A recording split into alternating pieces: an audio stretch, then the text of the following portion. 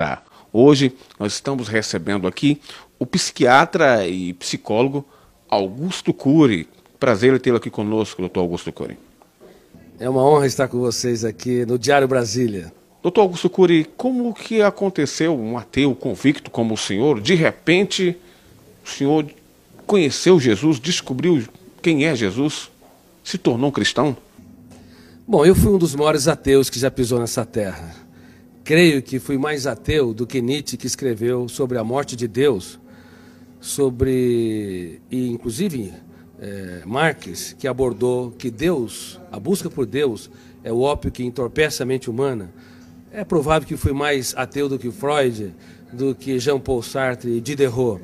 Como eu pesquiso uma das áreas que é considerada a última fronteira da ciência, o mundo onde nascem os pensamentos, para mim Deus era fruto do espetáculo das ideias, de um cérebro que não aceitava o seu fim, o seu caos, na solidão de um túmulo. E a teoria que eu desenvolvi, como psiquiatra e pesquisador da psicologia, ela estuda o processo de construção de pensamentos e de formação de pensadores. Eu usei essa teoria para analisar como mentes brilhantes romperam o cárcere da inteligência e produziram novas ideias, como Freud, Einstein, Hegel, Kant, Agostinho e assim por diante. E fui até esse homem mais famoso da história, chamado Jesus Cristo. Eu analisei os seus comportamentos, as suas reações e as entrelinhas das suas atitudes nos focos de tensão, nas suas 4 biografias, ou chamado Evangelhos, em várias versões. Eu esperava encontrar uma pessoa construída por um grupo de galileus que queriam produzir um herói para romper o jugo de Tibério César, que era o imperador romano. Mas fiquei perplexo, porque percebi que a sua personalidade é tão complexa e tão fascinante que não cabe no imaginário humano. Para você ter uma ideia, no exato momento em que ele foi negado por Pedro, ele olhou para o mais forte dos discípulos, e, embora sendo golpeado pelas palavras que bradavam, eu não o conheço, eu nunca andei com esse Galileu, ele não faz parte da história, ele cativou com a sua retina e gritou sem dizer palavras. Na Fortaleza Antônia, ele quis dizer: eu te compreendo, eu te compreendo. Com o seu olhar, ele economizou palavras, mas fez um discurso mais brilhante que o mais poético de todos os discursos. E quantas vezes você, pai, mãe, você, professor ou executivo, está diante de uma pessoa que falha, erra, e ao invés de simplesmente olhar e lhe dizer sem palavras: eu te compreendo, e nós julgamos, excluímos. Através de analisar o comportamento de Cristo nesse sentido, eu percebi que a sua inteligência, sua capacidade criativa e a capacidade de ser gestor da sua mente e protetor da sua emoção não tem precedente histórico. Assim, eu deixei de ser um ateu, um dos grandes ateus da história, e percebi que a procura por Deus não é um ato de pequenez intelectual, mas um ato inteligentíssimo da mente humana. Mas quando o senhor pesquisou sobre Jesus Cristo, homem, o que o senhor esperava encontrar? Quando eu pesquisei a humanidade de Jesus, esperava encontrar alguém que não brilhasse no caos, diante das perdas, das traições, das frustrações e decepções. Porque nós temos na psique humana, no nosso córtex cerebral, registrado zonas de conflitos que eu chamo de janela killer. Killer no inglês quer dizer assassino. Quando nós entramos numa janela killer, o volume de ansiedade é tão grande que bloqueia milhares de outras janelas e o eu não consegue encontrar informações para dar respostas inteligentes em situações estressantes. É por isso que nos primeiros 30 segundos de tensão, de ansiedade, os pais cometem os maiores erros na relação com os filhos, bem como os professores, os amigos e as pessoas que se amam, marido e esposa.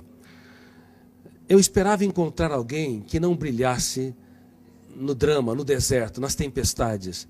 Mas é impressionante, quando o mundo desabava sobre o homem Jesus, ele, ao invés de ser preso pelas janelas killers, ele abria as janelas da sua mente, olhava para a tempestade e via nela a chuva, uma oportunidade solene para cultivar. Enquanto que nós, muitas vezes, diante das perdas, decepções, diante das lágrimas, das injustiças e fracassos, recuamos. Ele não. Ele cultivava as flores e usava suas mãos nesse processo. Muitos querem a beleza das flores, mas não têm coragem de sujar as suas mãos para cultivá-la e irrigá-la. O senhor tem, assim, uma noção do que aconteceu? Porque, na realidade, o senhor é um dos grandes cientistas do mundo, um dos grandes psiquiatras, um dos grandes psicólogos do mundo. Essa descoberta do senhor pode ser levada até para um campo científico, e eu poderia até dizer aqui que é quase que dizendo aqui que se cientificamente Deus está existindo ou Jesus é Deus. Exatamente. Ao analisar o comportamento de Jesus nas mais diversas situações que ele se encontrou, eu fiquei cônscio que esse homem não cabe no imaginário humano.